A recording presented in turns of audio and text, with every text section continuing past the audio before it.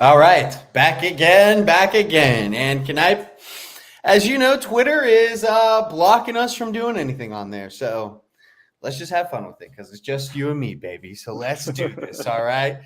This is going to be obviously our last episode our last episode before we do our season preview, which will be pretty dope. We'll be picking division winners, wild cards, Super Bowl picks, MVP, defensive player of the year, all that fun jazz. But for now, we got to hold our horses and let's just hit these signings, trades, and cuts. All right. Just some notable ones from around the league. Okay.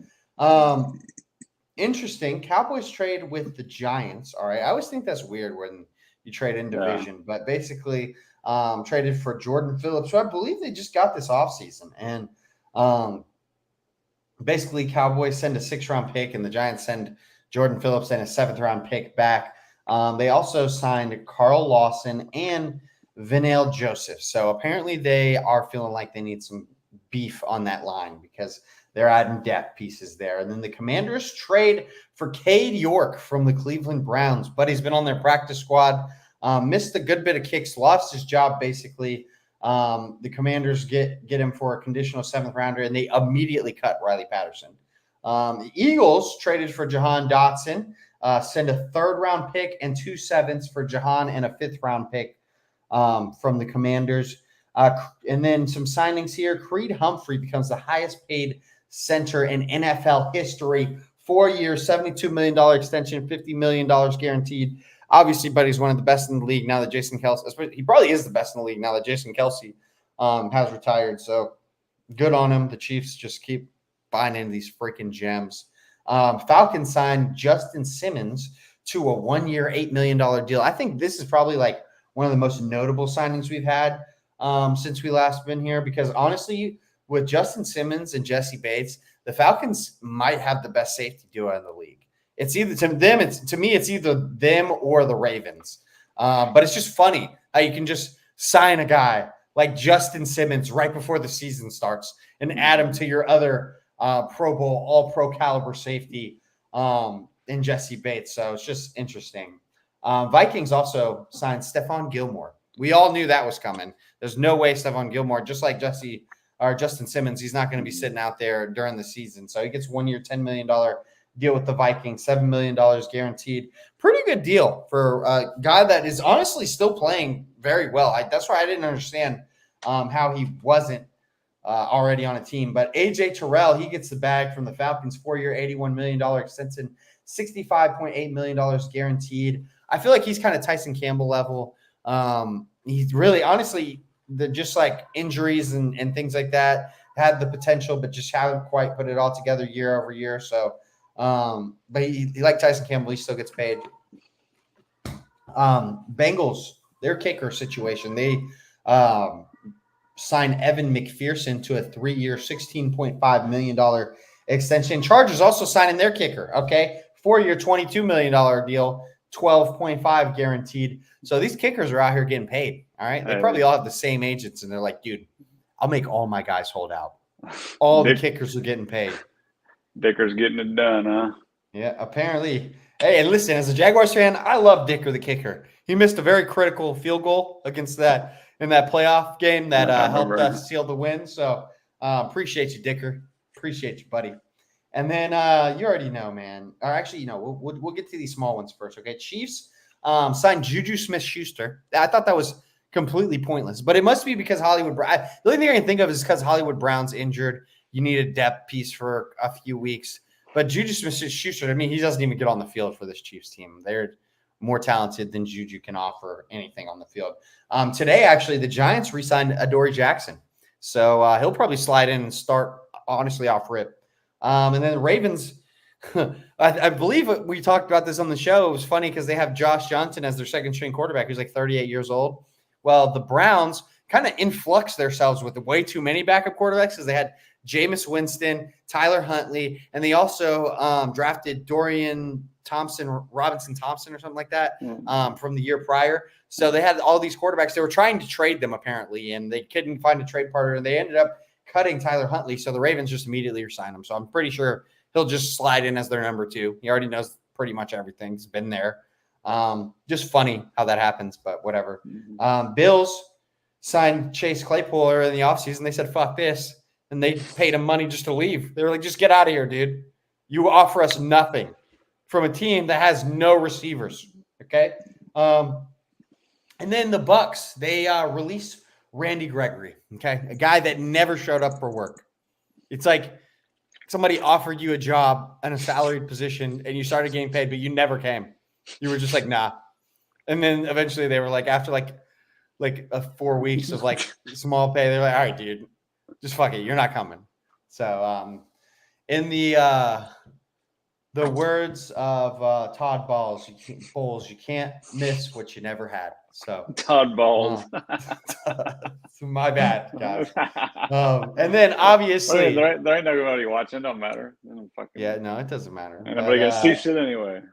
Obviously, we got to get to the pride and joy, the Prince Charming, the man of the hour, your boy Brandon Ayuk. Okay, but he stood his ground. But he said, "I'm not coming to practice without my money."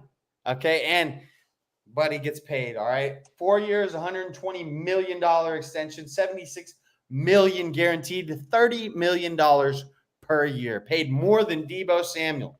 Okay, my man is paid. So obviously, he's going to show up back up to work. So you got your guy, and it only took 5 months of drama. Yeah, a bunch of bitching, a trade that was agreed to, and just none of that happened. That's it. Very interesting there. No drama at all. Just like I like my off seasons, just hanging out. Yeah. Everybody every year with you fucking guys. Every year with you fucking guys, dude. But and you know what's funny is they said he signed the same deal that was on the table for like the last 3 or 4 weeks. We're not done yet either. Like, to me, that was not the most important signing. Like the fact that now it's on to Trent Williams. Yeah, but like that's really annoying. Like I'm kind of irritated that he got his money before Trent. And also, I guess I don't know if I can really say that because the offer was out there forever. But I don't know. Just I guess I would rather. I'm sure he was over prioritized because he is a younger player, and they know Trent Williams. Like how many more years do you really think Trent could play? Like, I mean, he is still at the top of his game. I don't know, dude. Like, what if he could play could this guy really play like 5 more years? Like, wouldn't that be like nuts? He's like 42 years old, still hitting all pros and shit. I could see him maybe not getting all pros, but like maybe just like being like the most quality rotational piece you've ever seen. Like he just needs more breaks. But the best swing tackle to ever live. Exactly. But like he's still like high quality, but you just don't get him. Like you only get him for half the game. Yeah. Well, I tell you this, man, the clock is on, okay, because we got like a week till the start of the season. So you guys got to get this done, get him in here, and get him practicing. And same thing with the Bengals and Jamar Chase, because Buddy is not practicing and made Zach Taylor definitely put his foot in his mouth because he quickly was like, okay, should not have said that, obviously. And listen, as a guy that faces Jamar Chase week 1, take your time, Bengals. Take your time, okay? If he has to miss a week, what's the big deal? What's the big deal? It's New England. You don't even need them. So, all right, let's move on to some injuries and suspension news, all right? We'll start with the injuries because we got to get the sad stuff out of the way, okay? All right, the Steelers center, Nate Herbig, was placed on IR. So basically their second-round pick, Zach Frazier, in line to start now. Jelani Woods, tight end for the Colts, out indefinitely with turf toe. Oh, my God. Wow. That must be a severe case of turf toe. Wow. And honestly, I'm not knocking it because I've heard like turf toe is like the stupidest name for this injury because it can be so serious. But also the severity is like very huge. Like you could miss like a few weeks if it's not that serious, but you could miss the whole year. We could if it is serious. Amputate, you know what I mean? Dude, exactly. But like apparently it basically means your toe is just like completely broken and like just it can be like completely broken basically. Yeah. So he's going to be out indefinitely. Now this next one, really hurts. Matt Milano out indefinitely with a torn bicep. Obviously he missed a majority of the year last year. The Bills really need this guy because they've already lost a lot of pieces between the offense and the defense, completely new safeties. Interesting enough, DeMar Hamlin in line to be a starting safety for them. I find that very interesting. But Matt Milano they say maybe he can come back, but you're going to basically go like the first 10 weeks without this guy. And that is killer because he was just coming back from an injury. And he is a huge piece in this defense. And then your Niners, Elijah Mitchell, out for the season. So that just totally moves Mason. It does, Jordan baby. Mason up on that depth chart. AJ Dillon out for the season. We already talked about this guy. Listen, I wouldn't be surprised if he's not even hurt. If it's just like, we don't really want you on the roster, but we also don't want to just straight up cut you. So we're just going to put you on season-ending IR because Buddy sucks, okay? And the Packers are missing nothing. So, AJ Dillon, enjoy your free year. I hope you continue to stream your games because you need to go ahead and start transitioning that career, buddy. OBJ to start the season on the PUP list. There's some rumors that OBJ might not even end up being the third receiver on this Dolphins team because, look, he's starting off injured. And there's like another guy, Craycraft, I believe his name is. Yeah, River he's supposed to be like making a lot of noise in Dolphins camp, and they think Craycraft might end up just being the 3, and Odell kind of ends up being like an afterthought over there. Jamar Gibbs also had a hamstring injury, but is expected to be ready for the start of the year. Oh, this one is killer right here. The Cowboys, Deron Bland, out 6 to 8 weeks with a surgery to repair a stress fracture on his foot. I also think it's interesting though because like they lose Deron Bland, but you get what's the other guy's name? The other Diggs brother. What's his first name again? Trayvon Diggs. Trayvon Diggs. So it's like, Deron Bland was like that total like home run swing for you, but before him it was Diggs, and now Diggs is back. So it's like they basically are just trading off the same exact role on this defense. So it shouldn't kill them too much, but it's going to be a huge addition if they can get him back. Then Bengals rookie running back Chris Evans out for the season. And then the suspensions. This is interesting. Arden Key was originally supposed to be suspended for 6 games to start the year. I don't know what the deal is, but it was overturned. That whole ruling was overturned, and he's not suspended at all anymore. So I don't know if it was like a bad test on the PEDs or what, but unfortunately, Arden Key is back, so that kind of sucks. J.C. Jackson suspended 1 game for violating personal conduct policy. I actually don't even know what this was for, but Buddy isn't on a team, and he probably isn't going to be on a team after the way the last couple of years have gone for him.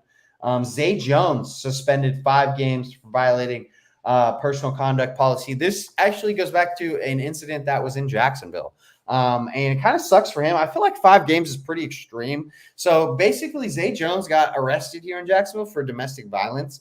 But the domestic violence was seriously, he basically got in an argument with his baby mama, and he snatched a chain off of her neck. And that got him thrown in jail. And now he has 5 game suspension. So bitches ain't shit. All right, we're going to move on. Chris Claybooks of the Jaguars, another guy. Now, this guy actually does do domestic violence, okay? He was suspended 8 games. Definitely deservingly so. I have it on good accord that this guy definitely beats his girlfriend on the regular, all right? I don't want to be like the breaker of news, but I know somebody that runs into this guy a good bit, and he definitely beats his girlfriend. But he was on the commissioner's exempt list last season, so that's actually time served. So if he gets a job, we'll see. But honestly, you shouldn't hire that guy. Bad guy. And then Alaric Jackson, Rams interior offensive lineman, suspended 2 games for violating personal conduct policy as well. I don't really know who that guy is, to be honest with you, but just thought it was notable.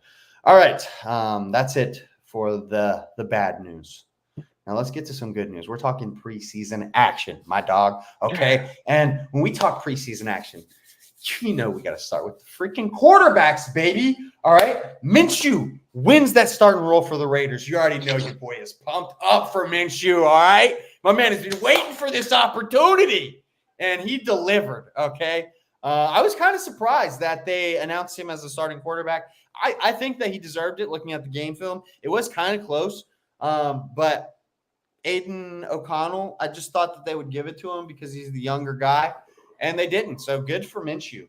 Also, Jaden Daniels announced as QB1, not a shocker at all. Bo Nix also announced to be week 1 starter, also not a shocker. Russell Wilson announced as Pittsburgh starter.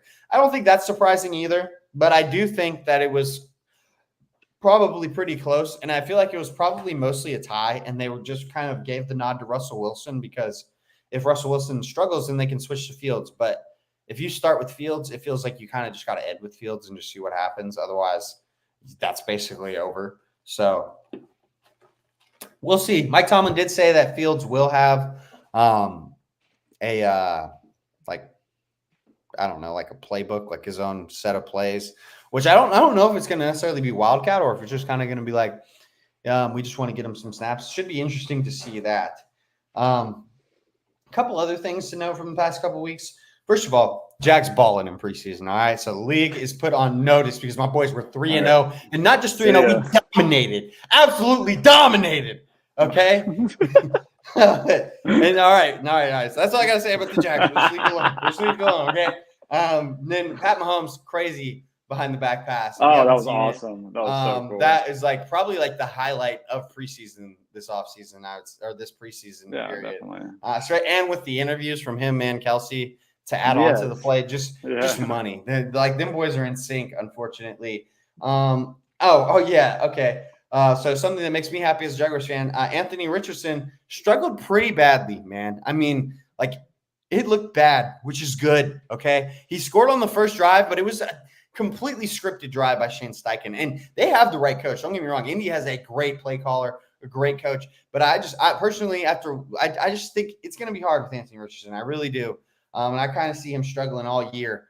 And then last thing I wanted to shout out on preseason, dude, I just don't understand what's wrong with people. The Falcons, okay, they did not play Penix the last 2 games of the preseason. I don't understand how that makes sense. You just spent a first-round pick on this guy, okay? And listen, I guess he's just got it figured out already. They're like, dude, this guy is it. He doesn't need snaps. He's fine. So, I mean, we'll see. The only thing that I could think that makes sense is like he's looking so good in camp that they don't even want the controversy of like, should he start over Kirk Cousins? That's literally the only thing that I can think of because he did look good in his first start. He definitely did. Like he looked efficient, but I don't know, just tough. No, I think you're right. I've called Penix being awesome since like I saw him play in college. I was like, yeah, this guy, he's accurate. He just seems like he's gonna be a good quarterback. The only thing I didn't like was his size. I feel like he's gonna be prone to getting hurt. But yeah, dude, Penix should be awesome, and I can't wait to see him play. I don't know when it'll be because like Kirk, obviously he had the torn Achilles, which that to me, I'm not gonna say that guy's injury problems. He had a lot of good years, like didn't. Really he's not. It was just kind of a one-off thing, and I don't even think it'll really affect him that much because of his style of ball. He's such a pocket passer that it's just like I doubt that this is really going to hinder him. Yeah. It's interesting. Yeah, I'm excited to watch him play. That's for sure. Yeah, I mean that I wanted to see him play. That's why I was so pissed off when they didn't like throw him out there because I'm like, dude, come on, this is what we want to see. What's wrong with you? And next thing you know, the Jags, we're playing our starters. They're playing their fucking third string. You're like, dude, what the hell? And granted, we dominated. We definitely dominated them, but it's just annoying because it's like, dude, come on, man, what is this? But we'll move on past preseason because, as we know, preseason really doesn't matter, and it's really not. It's so crazy how it's not in like an indication of how you're going to do in the regular season. Like, I've been fooled too many times to believe anything that I see pretty much in preseason. But let's move on to some drama, okay? And we got some drama brewing in Dallas. All right. Actually, I'm so stupid. Part of the signings I didn't even mention because I meant to add it on here was CeeDee Lamb got his money, obviously. For just under Justin Jefferson, at $34 million a year. But with that in mind, now the Cowboys must turn to Micah Parsons and Dak Prescott. And the Dak Prescott situation is getting hairy, okay? Because Jerry's talking shit and Dak's talking shit. And Dak says, hey, I'm going to play this year no matter what. But if I don't have a contract by opening day, it tells you all you need to know. And let me tell you, it is getting spicy in Dallas, all right? Because the New York Giants could really use a quarterback. Really freaking bad, okay? And and Dallas has no money. They're spending all of it left and right, but they ain't giving it to Dak. And Dak ain't giving you a discount after all this shit y'all been talking. So I mean, Buddy's going to get $65 million a year. That would not surprise me at all if he got $65 million a year. So look out, Dallas Cowboys. And all I want to say about it is careful what you fucking wish for, man, because you switch from Dak Prescott to the goddamn mystery box, okay? And we'll see what the fuck you pull out. You might not like it, all right? Dak Prescott's like the second best quarterback, probably not second, but definitely top 5 in the NFC. So I don't know what else you think you're going to find in this mystery box. But good fucking luck to you, pal, because the Giants are going to pay that man, and you're going to hate yourself for letting it happen. That's just my opinion on that. But that would be hilarious, and let's do it. I mean, it would be hilarious. And like we discussed off air, the Shedeur Sanders thing, I would not be surprised if they tried to make that move. I don't know how it happens because I don't think that they lose enough. I mean, dude, I don't know. It doesn't matter. If you're a GM and I say I'll give you my next 4 to 5 years of first rounders, and for your freaking pick, I can tell you, Jerry is going to do something dumb before he dies. Like he's not even Jerry's going to go out of this world with just like nothing. Are you serious? You think that's how Jerry Jones dies? Nah, dude. But see, I mean, honestly, I feel like his age is more of a sign that he should just go with Dak because, like, what do you think you're going to get Shedeur Sanders? He's going to be ready to lead you to a Super Bowl year 1. Like, I just think it's also that it's legacy. I don't know. There's a lot of shit there. I don't know. I think that's the flashy move. You know what I mean? Like, yes, that's the hope is that, hey, I got a guy who's more athletic. He's younger. His dad has the history, so hopefully he has the history as well. Like, I don't know. I can just see it happening. That would to me be the most ultimate Jerry Jones thing to do. And so I think he's going to do it because I mean, let's be honest. The guy's kind of off his rocker sometimes, and he says dumb crap. He does dumb crap. Like, I don't know. Jerry's a little goofball sometimes, man. Yeah. No, I mean, it's some strange things going on in there in Dallas, that's for sure. And Max Coverage joins us, baby. Talking about Malik Neighbors taking that jersey number. Yeah. Well, it's be like that sometimes, you know? When you got a little drama queen at receiver, sometimes you got to cater to them. All I know is Buddy better ball. Okay, you're going to take a Hall of Famer's jersey number, then you better be prepared to have a great career in a great season because, like, what if you do that and then you suck? Like, isn't this kind of embarrassing? But we'll move on. All right, we got just a little bit more here. Okay, the Tua and Flores beef. All right, Brian Flores. We're just going to take a look at the clip really quick and just talk about it a little bit because like when this happened, I just found it so intriguing because normally this kind of laundry comes out, but I feel like this came out a lot faster than things like this normally come out. Let's take a look. The difference in practical terms between having a coach who did believe in you the way that he did and the difference between that and what was happening with Flores. Yeah. Well, to put it in simplest terms, if you woke up every morning and I told you you suck at what you did, you don't belong doing what you do, that you shouldn't be here, that this guy should be here, that you haven't earned this right, and then you have somebody else come in and tell you, dude, you are the best fit for this. Like, you are accurate, you are the best whatever, you are this, you are that. Like, how would it make you feel listening to one or the other? You see what I'm saying? And then you hear it, regardless of what it is, the good or the bad. And you hear it more and more. You start to actually believe that. I don't care who you are. You could be the president of the United States. You have a terrible person that's telling you things that you don't want to hear or that you probably shouldn't be hearing. You're going to start to believe that about yourself. And so that's sort of like what ended up happening. And it was, I mean, it's basically been 2 years of training that out of not just me, but a couple of the guys as well that have been here since my rookie year all the way till now. We all had the same reaction. Now, that was some harsh words, Knipe. I honestly, when I first heard that, I was like, holy shit. Jesus, this guy's never going to get a coaching job ever again after that, okay? I mean, like, damn, he literally said, if you have a bad person, literally called my man a bad person. That is nuts, dude. And in Flores' defense, it's kind of been pretty well known that he wanted Justin Herbert and Chris Greer went with Tua. But regardless, I mean, the way that he handled the quarterback situation, the way that Tua's playing now versus how he played under Flores, I think that he definitely is never going to get a job again. But you know what? We should at least give him a chance to give him a little rebuttal. Okay, so let's hear what Flores had to say.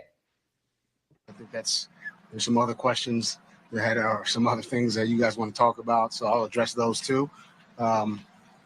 Specific to the comments that were made by Tua, I just want to say, look, I'm happy, genuinely happy, genuinely happy. This is all lies. And I really wish him nothing but the best. Mm-hmm. And I think player relationships are very important to me. I think that's kind of the foundation of coaching. I got into coaching because I was impacted as a young guy by my high school coaches, my college coaches, going all the way to Pop Warner. I got into coaching because I want to make that same kind of impact, positive impact, pour into young people, help them become, as KO says all the time, the best versions of themselves. And that's really my goal always in coaching. So I wish nothing but the best to Tua. Really more than anything, I'm just focused on the Vikings, the 2024 Vikings, the players we have.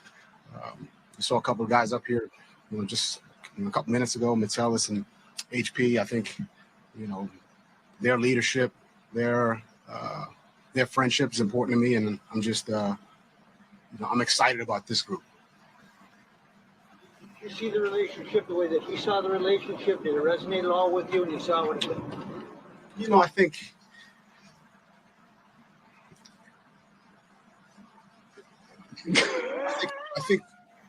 part of coaching is correcting. I'm always going to correct. Everything is a fucking lie, dude. I'm always going to have a high standard. And I think, look, I've done a lot of reflecting and, on this situation and, reflecting on the situation, communication. I think there's things that I could do better for sure. And I've grown in that way. And I try to apply the things that I could do better and the things that I've learned, over the last, 2-3 years. But I would say over the long haul, I've had a lot of great relationships over my 21-year career here in the league. Players, coaches, personnel, equipment, people in the kitchen. I mean, really across the board. I've had a lot of great relationships. I'm going to continue to do that. How much longer is this? My God. Yeah. Bro.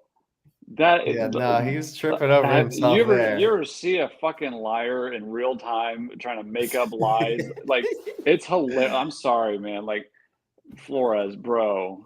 He was nervous as hell because he knew he was going to have to answer that.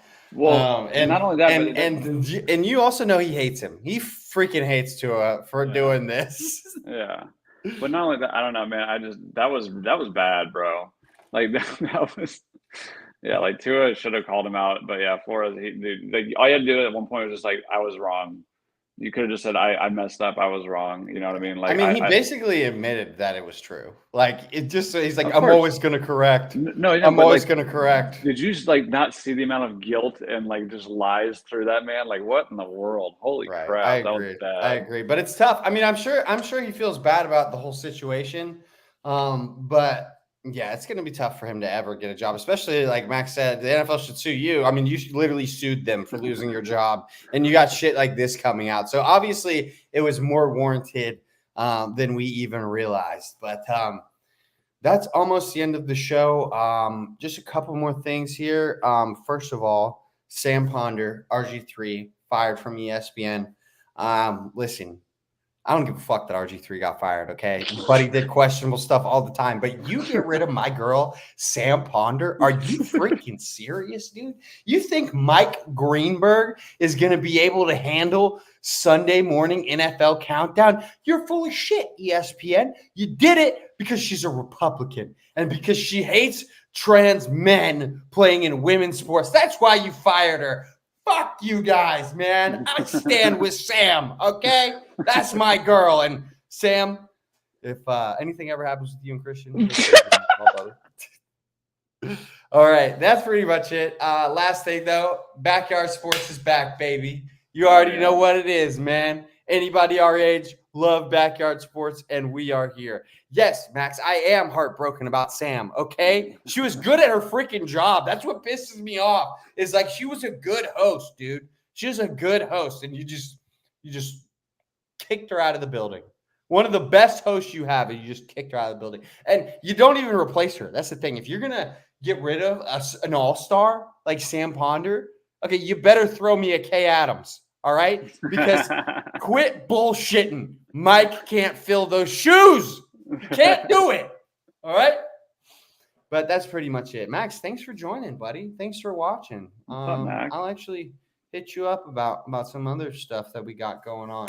But that's the show tonight. That's it. Until next week when we hit our projections and pick our teams that we think are going to win. So go ahead and start thinking about that, buddy. Go ahead and start thinking about that. Oh, I am.